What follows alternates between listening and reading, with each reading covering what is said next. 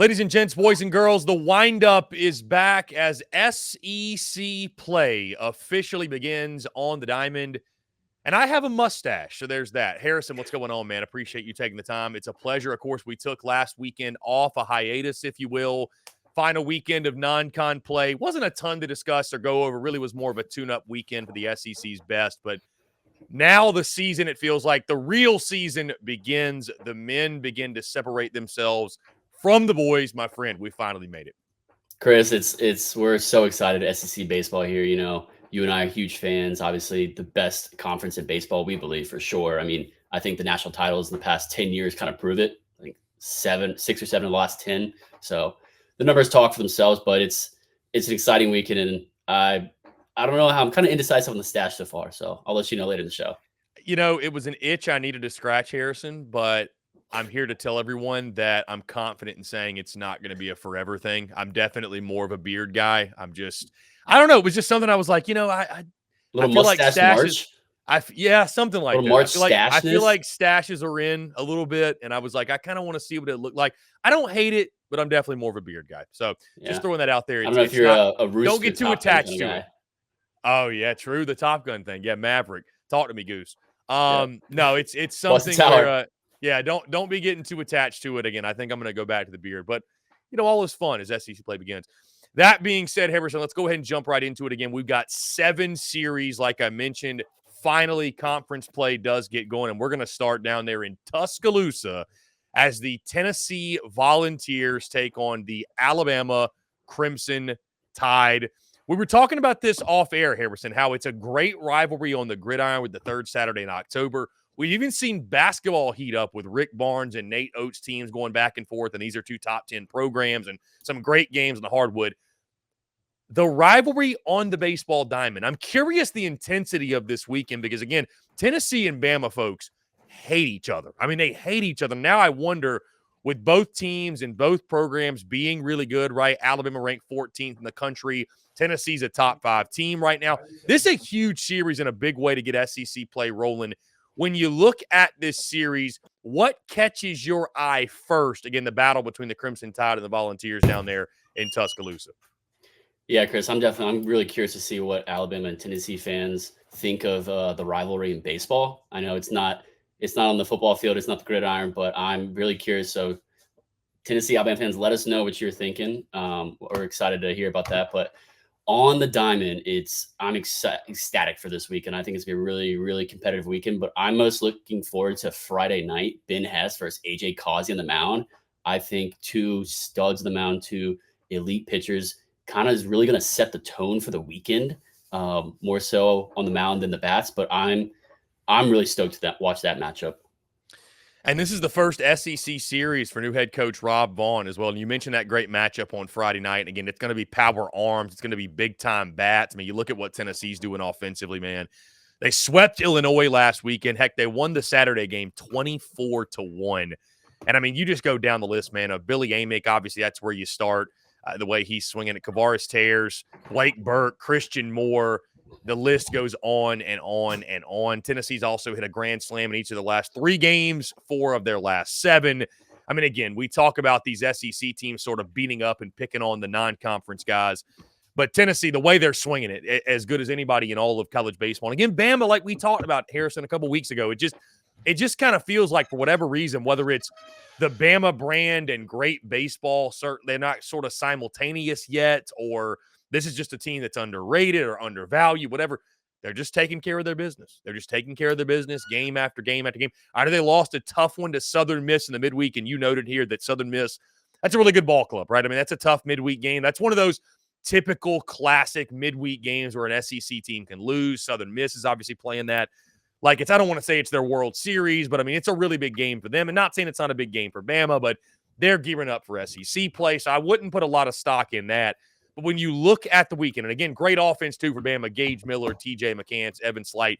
When you look at this series, and we're going to give our picks, by the way, guys, for each and every single series of the weekend, which way do you lean, Harrison? Are you taking the home team in Alabama, or does Tennessee go on the road and get their first SEC series victory of the season? Yeah, Chris, it's a huge series, and I think there's a lot to prove for both teams and both lineups, especially. And I'm picking Tennessee to roll this weekend, continue to stay hot. They've been electric out the gates. Granted, they haven't played nearly that good of talent as other SEC teams have in non-conference. Reminder, though, they did open the season Globe Life Field against a very good Texas Tech team that they beat and took down. So I think that they're eager to get into SEC play. They're eager for this rivalry that's brewing more on the diamond, like we talk about. But I think what it's going to come down to is the depth of Tennessee's pitching on the mound and specifically the starters. I think that's going to be what the kind of difference is, because you got AJ Cossey on Friday night. I think him and Ben Hess are neck and neck, but Drew Beam on Saturday is just going to be electric. And we don't really know who's going to start Sunday. It hasn't been released, but I'm assuming maybe I don't know. I mean, I think just the arms in Tennessee is a little bit deeper, and that lineup is just there's not a single hole in it. I don't see a hole anywhere in the lineup. You have, like you said, Amick and Drilling and Burke and Moore. Just all of them are power hitters. There's no one to pitch around. I mean, you got Dean Curley, who was the week 4 player of the week or Golden Spikes award winner last week for hitting 9 RBIs in a game in 3 home runs. I mean, it's just it's crazy. The first freshman to win the award in volunteer history. It's just Tony Vitello's got them all clicking at the right time.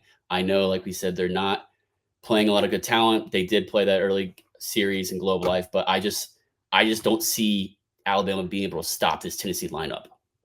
Yeah, Harrison, I think Tennessee's won like 15 or 16 in a row or something like that since they lost one game, obviously, in that Globe Life series. I am also taking the Tennessee Volunteers. I think Billy Barrels, a.k.a. Billy Amick, is the difference. I think, again, he's going to continue to prove. I think we're gonna look back and say that was the best pickup of the transfer portal cycle. I know there were a lot of good ones, but Billy Amick, what he means, that Tennessee lineup, and they were already lethal before, but you add a guy like that in the middle, and I mean, he's already making his impact felt early. I do think Tennessee will win this series.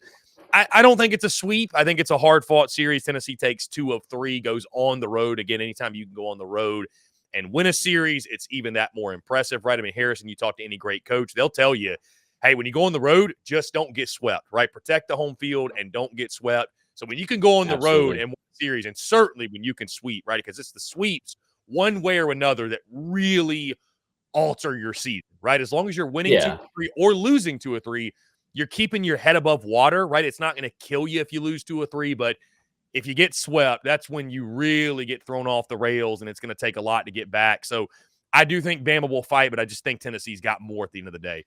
One thing to note for that, Chris. I don't, like you said, I don't expect a sweep either, but I would not be surprised, Bama fans, if they won the series.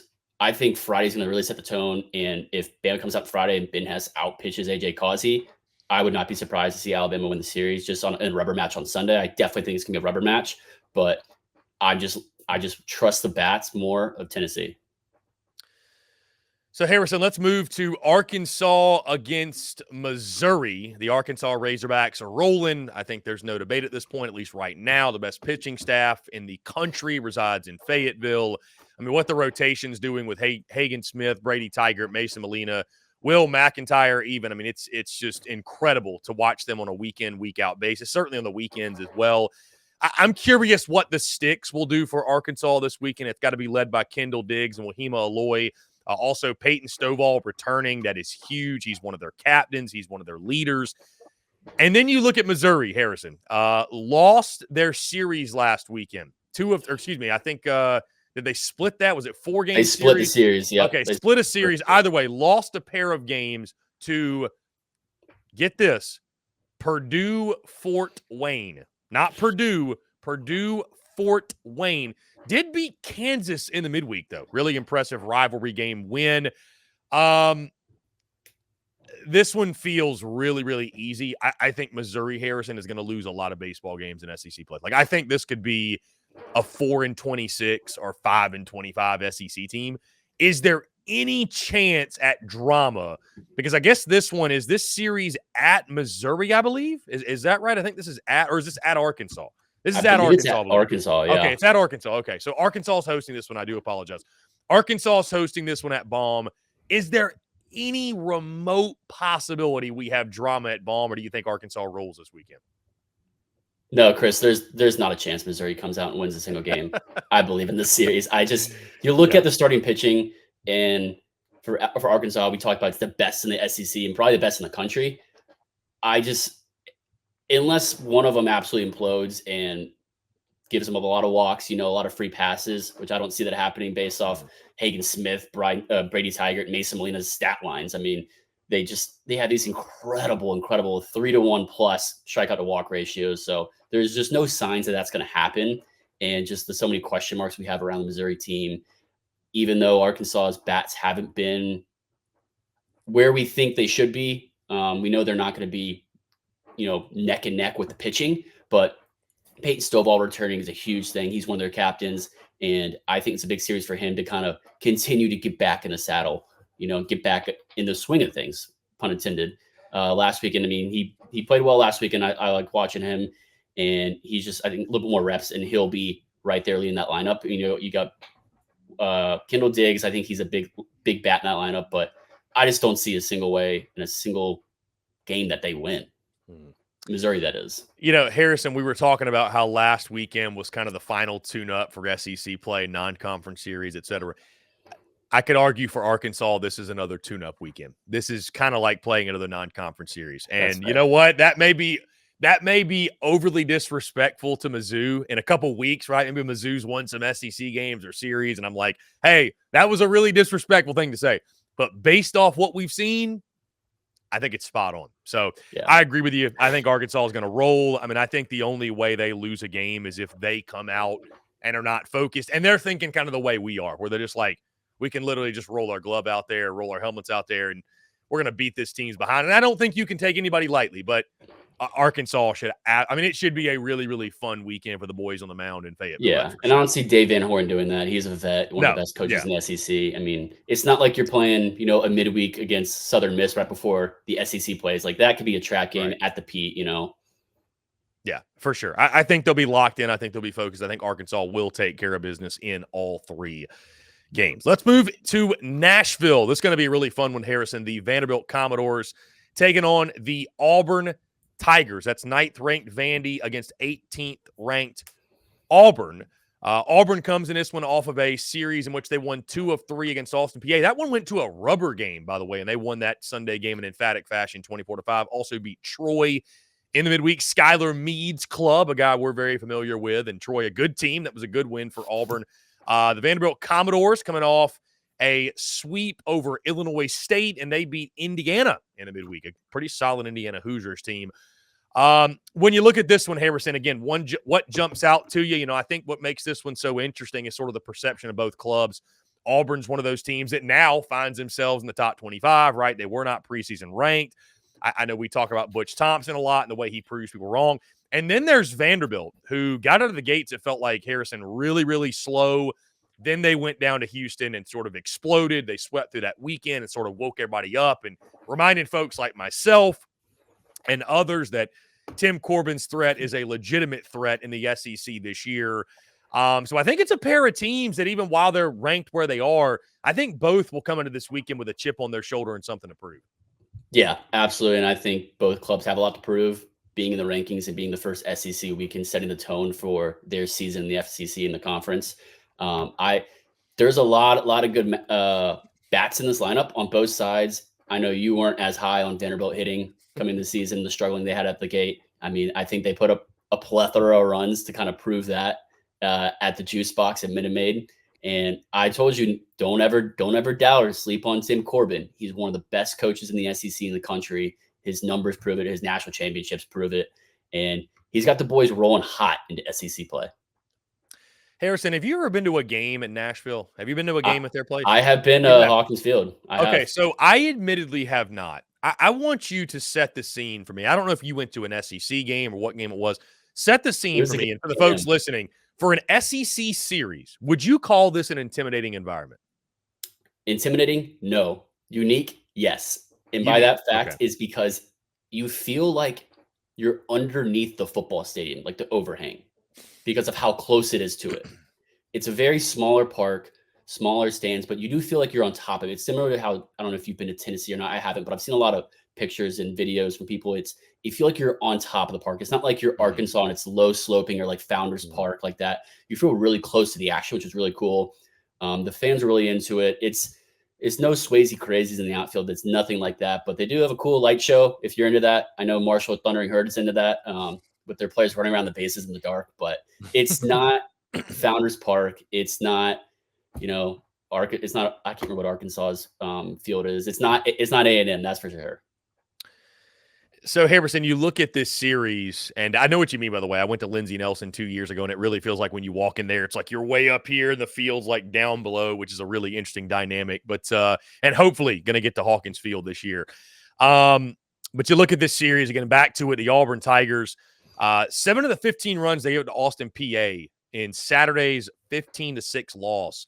7 of the 15 runs were unearned. So I'm really, really curious to see, can Auburn get that stuff cleaned up? When SEC play, that type of stuff's going to become much, much more pivotal, if you will. Going to become much more key because the level of baseball is so good. It's about the team that can execute the little things right, who can get a bunt down, who can make the throw to first, who plays solid defense, who pitches well, obviously timely hitting. Like those things become much more emphasized because the level of play is so high. When you look at this series, Henderson, I'll start. I wanted to go Auburn. I really, really did. But you know what? Both these teams have been disrespected at some point or another. I've disrespected Vandy far more. And while I don't think Hawkins Field is some crazy environment, it is on the home turf. I'm going to take Vandy and the pitching staff led by Carter Holton to get the job done. I do think it's a 2 of 3. I think Auburn to get one. But at the end of the day, I think the Commodores get it done. Yeah, Chris, I'm right there with you. I picked Vanderbilt to win this series, and I think it's led by the pitching staff. More so for me on the Devin Futrell side of things. He had a complete game last week, no earned. He had 5 hits, only gave up in 7 strikeouts, no walks. That's a big thing for me, like we talked about with Auburn. Free passes, that is just killer, and that's a non-SEC play. So imagine how bad that's going to be in SEC play. But I think just the bullpen a little bit more. I have a little bit more trust in Vanderbilt's bullpen behind Grayson Carter, who usually tandems behind Carter Holton, who's going to be their Friday night guy this weekend as well as he's been this season. Freshman Ethan McElvin, who I've been big on this season, said he might be a freshman pitcher of the year or SEC freshman pitcher of the year kind of candidate. And Brendan Sieber, I trust them more in the bullpen coming out than I do Auburn's bullpen, I think, but also the starting rotation too, because Auburn, we've talked about the question marks we have with the consistency behind their pitching with Chase Alsop and Carson Myers. I like Carson Myers a lot. I think that's probably their best chance to steal a game with the best quality start. But Joseph Gonzalez on Sunday, he's been okay. He hasn't been that Sunday. We have Jack Caglione on the mound, but their midweek guy who I think I'm going to say this again because I said Luke Coleman should be the Friday night guy. Connor McBride should be the Sunday starter at Auburn. He is their midweek starter. I'd love to see him in that role. I think he'd be great. He's a St. John's River State transfer out of JUCO, and he led the country in strikeouts there in innings, but he's just been electric out the gates for Auburn. I think he could easily slide into that role. Obviously not this week, starting against this past midweek against Troy, but that's just my take on it. Harrison, let's move to your locked-in weekend matchup, and I understand why it is because it's a great one. The Florida Gators taking on the Texas A&M Aggies. That's 8th-ranked Florida, and now 4th-ranked Texas A&M, as they've just been climbing up the rankings, have not lost a single baseball game, right? Still undefeated. That's correct? Yep. Have not lost my friend, it's March 15th. I haven't lost a game yet. 1 or 2 teams. Yeah, it's them and FSU, right? Them and Florida State. Yep, because TCU lost to Kansas. Yes, so it is literally just Texas A&M and Florida State now that are undefeated. And you know what's weird? This one feels like a series that should have started on Thursday. And maybe I'm saying that because I think like 2 years ago they did start on Thursday, Florida and Texas A&M, and it was the opening weekend. Either way, though, this one's going to be a lot of fun. The Florida Gators, again, just kind of been sputtering along, it feels like. Took 2 of 3 last weekend from St. Mary's, but, I mean, they won that first game 12-11. I think a game in which they was a walk-off. Yeah, had to hit a walk-off to win that one. They lost game 2, 9-7. So they could have easily lost that series. They did win game 3, 10-0. The one consistent for them has been Jack Caglione. He's been fantastic, just as we expected. Both on the bump, by the way, and swinging the stick. They did lose their midweek to Florida State 12-8 again. FSU's 15-0. They're on a roll right now. They got the magic of Mike Martin working for them right now in Florida. I mean, listen, them losing a midweek game, if we were to panic when they did that, the entire Kevin O'Sullivan tenure in Gainesville will be one big panic.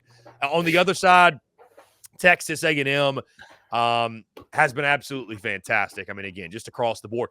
The most impressive thing, I think, Harrison, is that the big questions for A&M coming in, it was their pitching, right? Because they were so porous a year ago. And I know SEC play, obviously, now we're going to find out how good it is. But, I mean, what they've done on the mound has been – I think they're leading the SEC in, like, almost every single pitching statistic. So, when you look at this weekend, and I think there's a lot of pressure on both sides, Florida, Texas A&M, you're locked in. Tell us why. Yeah, I'm definitely locked in just with the hype of the matchup and it being a top 10 matchup, but also what both teams have to prove. And we'll get into that much later, but just how good A&M has been. Like we talked about the pitching side, they were one of the worst teams, I think, in the SEC last year, ERA wise. And now they might be one of the best, I think. And yes, they haven't played teams. They played McNeese, Wagner, and those kind of level talent. But, SEC plays, this is where, like you said, the boys really separate themselves from the men, or the men separate themselves from the boys. And it all starts on Friday night with Ryan Prager. He has not given up a run this entire season. He has struck out 40 batters and only walked 3 hitters in 23 2/3 inning. And he's only given up 9 hits. Opponents are batting under 120 against him. And he leads the nation in ERA, second in WHIP. That's walks plus hits divided by innings pitched. That's one of my favorite pitching stats to look at how good and efficient a pitcher is. He's second in the nation in that, 5th in Ks, 12th in strikeout to walk ratio, and 14th in strikeouts per 9. He's striking out over 13 batters per 9 innings, which is unreal. You can put him, I think, in that category with one of the best pitchers in the SEC with Hagen Smith and a couple others. I think that's 100% doable, and I'm not going to not support it. I'll support it right now. So let's talk predictions for this one. I want to start with you. Who you rolling with, Aggies and Gators? I'm rolling with the Aggies right now. I'm definitely rolling with that. I think they're going to roll into Condren Park and in the Swamp, and I don't think they're going to take care of business easily. I think we will see a rubber match and a lot of rubber matches in the SEC this week. So Texas A&M is going to lose their first game of the season. Yes, not on Friday though. Not behind Ryan Prager, especially with Florida, I believe, starting Cade Fisher. He's struggled at the Cades. He's got a 7.5 ERA. He's got a lot of earned runs. He gives up a lot of hits. I mean, 22 hits in 16 innings. He's not walking a lot of guys, but those hits have been doing damage. Opponents are batting 310 off him. So I think A&M just rolls in and takes Friday and sets the tone for the weekend. But that Sunday game, rubber match with Jack Caglione and Justin Lamkin on the mound lefty is going to be incredible to watch. From what you've seen, Harrison, again, you've talked a lot of Jack Caglione. You're a big fan of his game, as we all are. I just wonder how long before they move him up in the rotation with the way he's pitching. And if like you said, Cade Fisher's he's gotten rot from opening day. I mean, it's just been a struggle for him all year. I wonder if Sully doesn't start to kind of switch some things. He's not a guy to sit around and kind of wait and, let it play out all year. Like I just wonder if we see Jack Caglione get bumped up at some point. I wonder. I'm going to go against that because I don't think he will, and I think it's going to be a really smart reason from a pitching standpoint.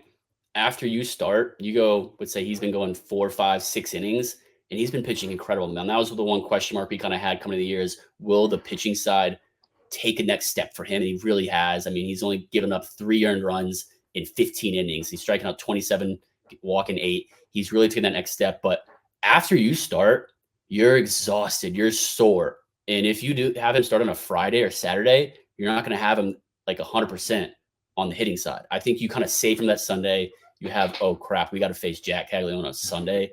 And then he has that whole kind of week to recover. Because if you do that on Friday, you take a lot out of him.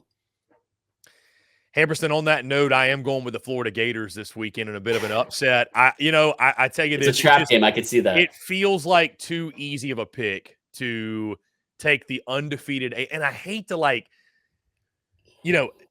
what A&M's done is wildly impressive. I think they're one of the best teams in the SEC. Like, I think I'm not one of those sitting out here saying like they're fraudulent, like they're no good. They've played nobody, and I get the schedule's been soft, but I gotta think Florida's gonna wake up this weekend. Like I just like it almost like what it wouldn't surprise me. It's like what they do in the non-conference to me does not matter because we see Florida do this every year. They kind of just pitter-patter their way through non-conference. Like it's almost like Florida doesn't get interested until SEC play starts. And then we're going to see them go 18-12 or at minimum 17-13, maybe 19-11. Like it's what Florida does. So Yeah. I think they've heard the disrespect, the chatter all week. I think it's going to be a great series. I think it's going to come down to a rubber match. But if you're telling me it's a rubber match with Jack Kegley on the bump and on his home ballpark, yeah, I'm going to take Jack. So I mean, I'm going to, yeah. Justin Lamkin's no sleeper. That's for sure. Yeah. The Sunday roll. He's getting up 2 earned runs in 18 innings. I mean, he's shoving. So it'll be a fun series to watch and a fun Sunday to wrap it up. Yeah, that'll be a really, really fun series. Let's move to Georgia at Kentucky. Speaking of teams that are red hot, the Georgia Bulldogs just continue to swing the heck out of it. Beat Northern Colorado last week in a sweep. Meanwhile, you look at Kentucky. That Kennesaw State team that we saw beat Clemson 18-1, I think they're for real because they also took it to Kentucky. I mean, we're talking, Harrison, belt to ass for 2 straight games on Friday, Saturday, 13-1 and 10-2. They beat the Kentucky Wildcats last weekend. So when you look at this series, what specifically jumps out to you? Again, I think this is going to be one, obviously, that's much more under the radar because I don't think, these are 2 teams that were picked near the bottom. Even though Georgia has impressed, it seems like folks, if I remember correctly or recall correctly, I'm looking right here. Yeah, folks refuse to put Georgia in the top 25 for whatever reason. I know it's still early, obviously, and they got a lot to prove. When you look at this series, which way do you lean? Again, I think this is going to be – it's a big weekend, I think, for Georgia. I think, honestly, it's a bigger weekend for Georgia because I think, Harrison, at this point, nobody's expecting much out of Kentucky. If they lose this series, ho-hum, it is what it is. But now it's kind of like, okay, Georgia, hey, you've been swinging it well in the midweek and beating up on non-conference. It's like, now's your opportunity to start proving it in SEC play. And if Georgia falls to Kentucky, I feel like it kind of undoes everything all the good they've done at this point. Yeah, Chris, and you and I have talked about it plenty of times. The rankings in college baseball do not matter until SEC play starts. And ACC, but SEC play specifically, right? It's all preseason, how we expect these teams to go. And I get that's how they do the rankings, and they have to kind of do it that way. Expectations mean if you do a power rankings right now, are you ranking Florida in the top 10? Probably not. I mean, should Florida State be ranked? Yes. Should Georgia be ranked? You could make that argument as well. I mean, last week you could have made the argument that A&M should have been the number 1 team in the country. I mean, the fact Florida, I didn't even realize that. The fact Florida State isn't ranked is a travesty. That's insane. Yeah. That's insane.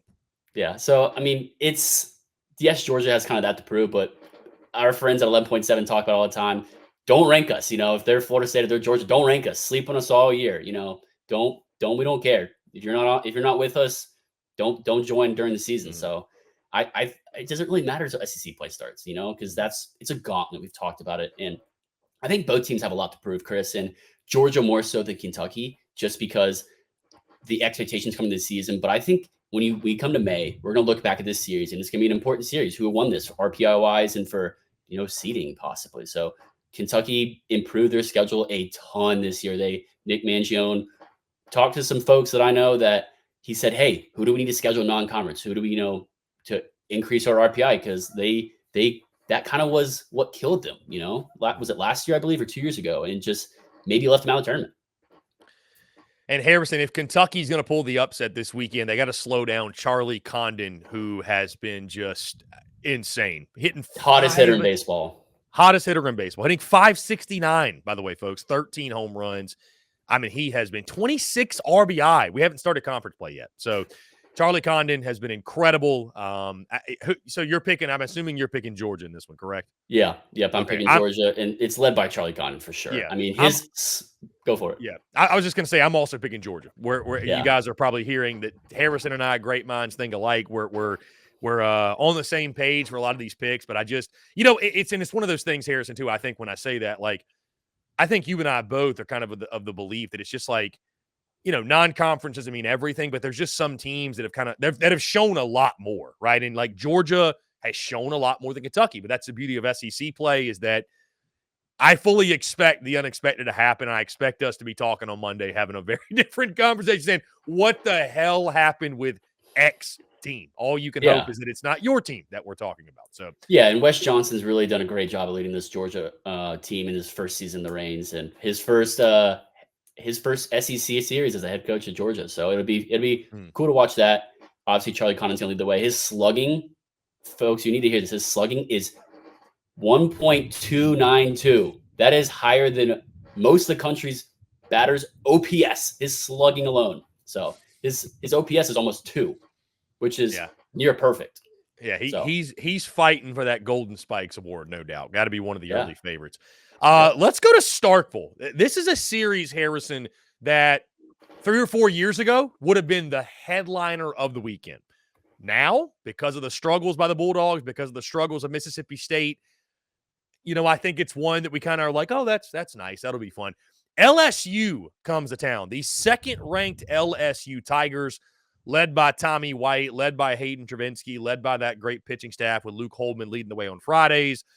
They've been taking care of their business. Won 2 of 3 against Xavier. Lost the rubber match 2-1. Xavier, a pretty good club though. I think was a regional club last year. But took the series 2-3. Won in the midweek both Tuesday and Wednesday. Mississippi State swept Evansville. Lost to South Alabama in the midweek. You look at Mississippi State again, still unranked. Obviously, Chris Lemonis' club. They've been, I think, heating up of late, Harrison. A lot of good feelings, I think, a lot of optimistic feelings heading into SEC play. But again, like I mentioned, 3-4 years ago, I think this was a series that this would have been our headliner. Like, this is what we would have kicked things off with. Now, it's lost some juice. But I will say this, Harrison. I'm picking LSU. But I tell you, you go into the dude, tricky weekend. I do think LSU is going to get the job done. I think they've just got too much. Luke Holman, Gage Jump, Thatcher Hurd on the weekend. I think especially Luke Holman, he's just been fantastic this year for them. What is it, 24 innings pitch? Has not given up an earned run yet. Gage Jump also has been incredible. 13 and a third innings pitch, 0 earned runs for him. So LSU's got a great thing going right now with the duo of great hitting, great pitching. I think they'll carry that over. And I don't think Mississippi State's a great club, but they get you on their home field. And I'm sure, listen, State fans, it doesn't matter what the product is. Like, just to show up and tailgate and hang out a game at the dude, like, you're going to show up and enjoy yourself. It's going to be a raucous environment. I think LSU's going to drop a game, but I do think they're going to take this series. Yeah, Chris, I'm right there with you. I have LSU winning the series, but I think Mississippi State could steal a Sunday game. Thatcher Hurd the mound. He's got a 4.76 ERA. He's getting up a lot of runs in 17 innings pitched. A lot of hits too, and loud hits. So I think they could steal one Sunday with, I'm not even going to try to pronounce his name. It's Jurangelo Sinjin on the mound. That's both-handed pitcher. Both-handed pitcher, yes, for Mississippi State. So I could see them stealing one Sunday. But like you said, the dude, I have not been to the Alex Box Stadium yet. I'm 100% want to go. Any LSU fans would love to host me. Please reach out. I will be there in a heartbeat. Would love to plan something, Chris. I know we should probably go together and definitely experience the box, but I don't know if you've been to the dude or not. Have you? I have not. I have been to the dude. I went there 2022 against Florida, actually. Incredible, dude. It is incredible. One of the nicest ballparks in the SEC. Best experiences I think I've had ever at a college baseball park. I mean, the hospitality in the outfield, everyone's grilling on Big Green Eggs. You got the condos in left field. The environment's crazy. And this wasn't, they weren't that great that year, I mean, it wasn't 2021, but people sharing food, like, oh, you got to try this, you got to do that. It's just the coolest environment. You're hanging on the wall. You feel like you're on the field. You're hanging on the wall. Everyone's slapping on the mats and everything. It's such a loud, family, fun environment. Drinks are definitely flowing though, but it's the coolest experience. If you haven't been to the dude, you have to go. You have to go, no matter how good or bad Mississippi State is. I'm sold, Harrison. Let's go. So again, we're taking LSU in that one. Going to be a great weekend. And again, it's just interesting. If I'll tell you this, if Mississippi State's going to surprise, if they're going to make some noise this year, starts this weekend. This weekend. Tommy White, I watched him heat up this weekend. He's only got 2 home runs, which is crazy to think. Tommy White's only got 2 home runs this season. That is crazy. He's batting over 300, but yeah. See if he cuts it on in SEC play. Final SEC series of the weekend, Harrison. It takes us, and we stay in the state of Mississippi, but it takes us to Oxford as the South Carolina Gamecocks, the 20th ranked Gamecocks, take on Ole Miss. Boy, this one's a trap. This one is a trap. Ole Miss last weekend swept Morehead State, also beat UL Monroe in the midweek. South Carolina, meanwhile, swept Longwood and beat Georgia State 4-3 in my hometown, North Augusta, South Carolina. You look at the Gamecocks in this one. I mean, Ethan Petrie's been great for them, hitting over 300, 6 home runs. We talked about before, Harrison, it's the rest of the lineup, I think, you're waiting to kind of get going. Cole Messina, 7 homers, but hitting 260. Dylan Brewer has cooled off a little bit, hitting just above 400. I just cooled off, but he's hitting just above 400. And then outside of that, I think you kind of look around and say, okay, who are these other guys? Tyler Causey's another one, 2 homers, hitting 295. South Carolina, some questions in their pitching staff with a weekend rotation.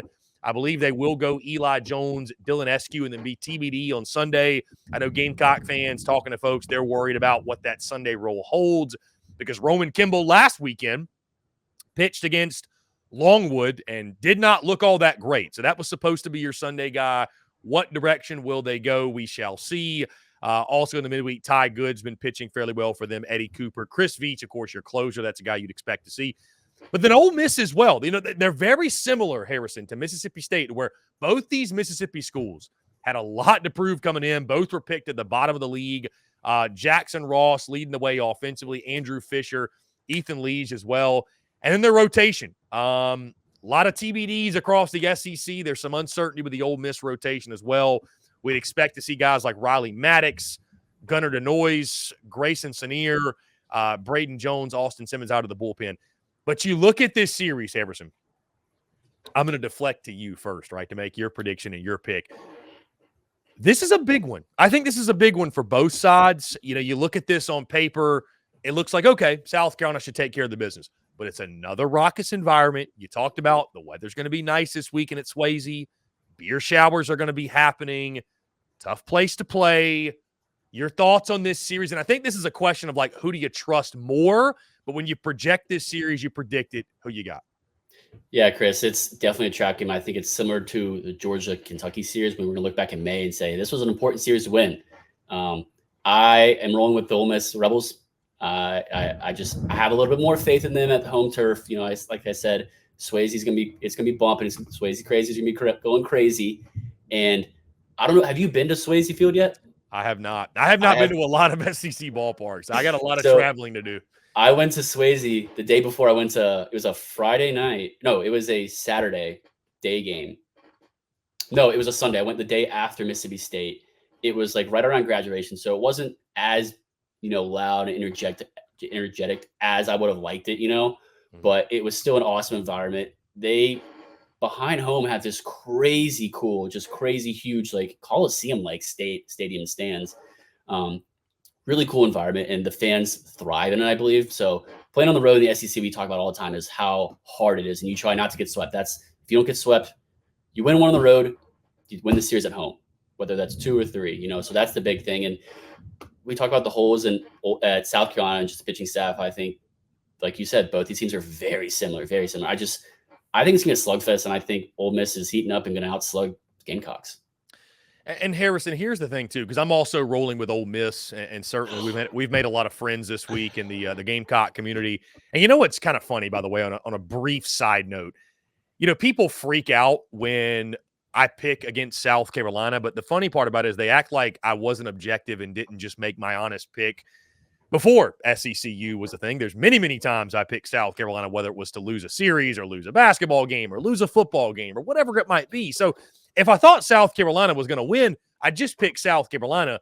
But you mentioned going on the road, and I'll tell you this, non-conference play is great, Harrison, okay? It's great. I'm not going to sit here and say it doesn't matter, but it doesn't matter to a degree. When you talk about what I thought the makeup of this team was going to be, I think this team is about what I thought it was going to be.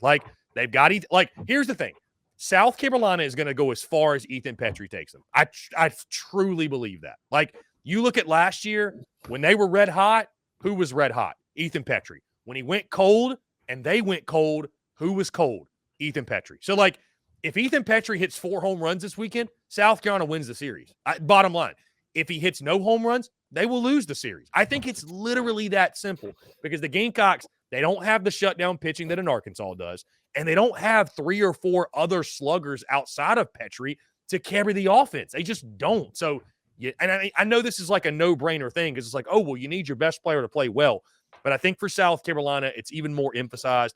I worry about the pitching staff. I really do. I think Eli Jones, I think he's going to give you a solid outing. I don't know what Dylan Eskew is going to give you. Heck, you don't even know who's pitching Sunday. And the bullpen outside of Chris Veach, I just don't know. Is Garrett Gainey going to dance around the mound again? I have no idea. I have no clue. Ole Miss on the home field, there's question marks with them as well. And so when I got two teams that I'm uncertain about, I'm going to take Ole Miss and the home field and the beer showers and the raucous environment. That's where I'm going to go. So, I like this could go either way. I think it's a coin flip for sure. But from what I've seen, and here's the thing too, Harrison, again, you and I both very, very familiar.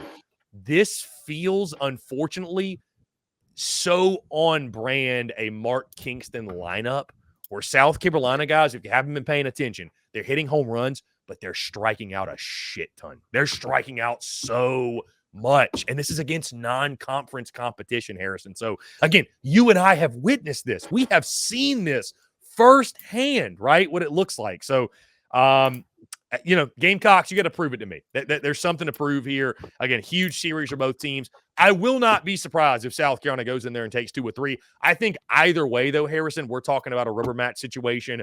I think it's going to be a really hard-fought competitive series, but I'm going with the home team, end of the day. So, yeah, Chris. A lot of similar points, but when you talk about outside of Ethan Petrie, Cole Messina, kind of the power hitters, I mean, Dylan Brewer is definitely, I think, leading the team in batting average, batting .404, I believe.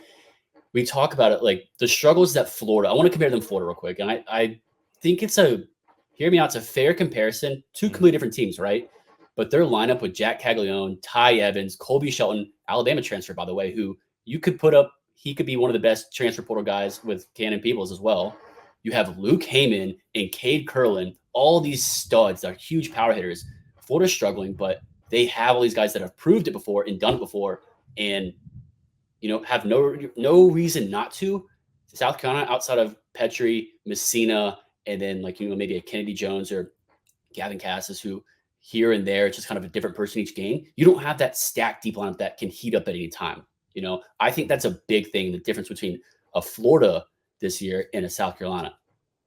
They really need Gavin Casas to get it going. They really, I mean, he was so good for them last year, right? I mean, I know I'm talking all Ethan Petrie, but I mean, Cole Messina was red hot. Gavin Casas was red hot. But there's guys on that team last year they lost that were really, really important in that run they made. Man, Will McGillis was a big one. So we'll see. I mean, again, I think South Carolina absolutely could take 2 of 3. Going to be a coin flip series. Me. Yeah, but I do think going down to the wire Sunday, I think Ole Miss will find a way. Harrison, in closing here, we've previewed every single SEC series this weekend. Let's highlight really quickly the top 25 from D1 baseball that released this week. Arkansas takes over the 1 spot, LSU at 2, A&M at 4, Tennessee at 5, Florida at 8, Vandy at 9. You then got Alabama at 14, Auburn at 18, South Carolina at 20. Do you take any issue with those rankings? Issue? I mean, no. I stand on my pedestal of it doesn't matter until SEC play starts because a lot of it's preseason indicated. It should Wake Forest. I did predict Wake Forest to win it this year in one of my early write-ups of the season, but there's been a couple holes we've had seen with them. But I definitely think that they look good right now. You can make a case for any of the top 5 teams to be number 1 team in the nation. I firmly believe that, and I will hear any order of the top 5, to be honest with you, whether it's SEC or it's number 3, Oregon State being number 1. I have no problem with that. So it doesn't matter. We'll talk about it in 2 weeks, more so when you get 2 weeks of SEC play under your belt. So it's my take. Yeah, I have no issue with it either. I think Arkansas moved to the 1 spot. I think it's well-deserved the way they're pitching. I mean, they're just you have that type of pitching staff, you are the best team in the country at this point. But like you said, I mean, we'll start to really learn now as SEC play gets going. Harrison, which series are you looking forward to the most of this weekend? A lot of good options. Yeah, look, I know a lot of good options. The Tennessee or Auburn, Vandy, Tennessee, Alabama, but for me, it's got to be A&M, Florida. With a possible trap series for A&M coming in undefeated, I think it's going to be incredible to watch. We talked about Ryan Prager, Jack Caglione, the lineup in Florida that could heat up at any moment. The pitching staff behind Prager for the Aggies. It's my locked-on series for a reason, so it's what I'm looking forward to most. What about you? I will say the series I'm most looking forward to is Alabama, Tennessee. This one still feels like it's flying way too far under the radar. And again, Harrison, I think the biggest thing is because we don't think of baseball when we think of Alabama. Like we just don't. We don't think of baseball like when we talk about an LSU or a Mississippi State or even a Florida. Like, and I know those schools play great football, but Bama, it's so football heavy, and even basketball with Nate Oates, we just don't think about baseball. And like, this is a top 15 club. This is a pair of top 15 teams. Heck, Tennessee's in the top 5 or top 10, if you will. So I think this one's still being undervalued. It's still under the radar. So I'm going to go with the third Saturday in October baseball edition, Tennessee, Bama.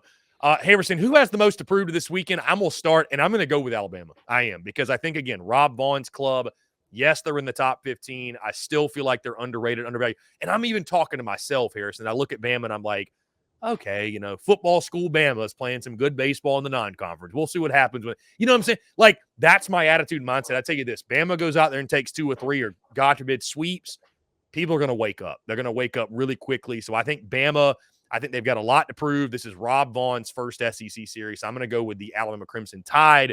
Who is your most to prove team of this weekend? Most to prove, I'm staying in Florida for Florida A&M. For me, it's easy because we talk about A&M hasn't played anyone. They're undefeated coming in. They haven't played anyone. They have a lot to prove and say, are they the real deal in the SEC and in the nation? I mean, they're number 4 in the nation right now, but Florida as well. I don't think it's just A&M. Florida is, like, we talk about these midweek losses that they have. I think that they play better midweeks than most teams in the country. And Kevin O'Sullivan likes to play a lot of guys in the midweek, get reps, see who he has, see what kind of guys he has in the midweek that he can, fit in the weekend in the bullpen or wherever, pinch hit. And I think Florida's a lot to prove. I mean, they're number 8, but like I said, I think if you do a power rankings as of today, they're not in the top 10 probably, just based off of in-season numbers. But if they win this series, we're going to be praising them and Kevin O'Sullivan and how great they look to start the SEC play. Harrison, let's move to, in closing, upset alert. Who's on upset alert this weekend? I think this is a really easy answer. I'm gonna speak for both of us, because not only are we putting them on upset alert, we're picking them to get upset. The South Carolina Gamecocks, again, going into Oxford, Mississippi.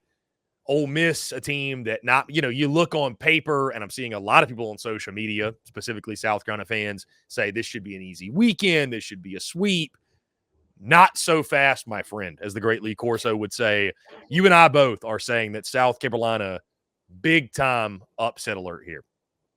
Yeah, absolutely, Chris. I mean, we've talked about all the points in Swayze. It's just playing the SEC on the road is, I think, the hardest thing to do in college baseball. But to roll off of the legend of Lee Corso, if you had to pick where college game day baseball would be this weekend, where would it be and why? Great question. I don't have all of the other series. I'm sure there's some good ACC series. Let's just say we're sticking SEC specific. I would put college game day. A&M Florida is really, really easy. That's probably where I'd go. Honestly, I'd probably go to Gainesville for A&M Florida. But I tell you, I want to give you another sneaky upset alert type of pick. LSU, Mississippi State. I'm telling you, bro. I'm telling you right now. If this was a few years ago, that would be where game day would be. I thought, yeah, for sure. I mean, I thought that the Chris Lemonis era in Starkville was dead. He can bring it back to somewhat of life if they take 2 or 3 this weekend. So, yeah, I'm certainly not picking it, but you're talking about a massive upset. upset. Yeah, I think that. And if that happens, we will be praising them on Monday. I mean, I've said before, I'm a big Mississippi State fan from a distance, just because I don't have any connection to the school, but have loved the atmosphere, love the team, love the fans there, the hospitality. So I'm all for it if we're talking Mississippi State upsetting LSU on Monday, but I do like Mississippi State. I do like LSU. I mean, just Luke Holman setting the tone Friday. It's gonna be tough. I mean, don't bet on that. Don't bet on either one of those, to be honest with you. That is betting advice. Do not bet on that. Yeah, for sure. Well, Harrison, man, appreciate you taking the time. Excited to start SEC play. It should be a fun weekend, and looking forward to it. So, as always, I'm Chris Phillips. He's Harrison Fant. Guys, y'all be sure to check us out on social media. Check out everything, the podcast, We're always on YouTube, daily content there. And of course, check out our website, SECUnfiltered.com. And of course, guys, the wind up. We're back to our normally scheduled programming. We're coming to you twice a week, whether it's Monday, Thursday, it's Tuesday, Friday, whatever it may be, twice a week, talking all things SEC baseball. Harrison, let's have one hell of a weekend, my man. Hell yeah, Chris. Thanks for having me. Absolutely, guys. We appreciate you all tuning in. We'll catch you next time on another episode of The Wind Up.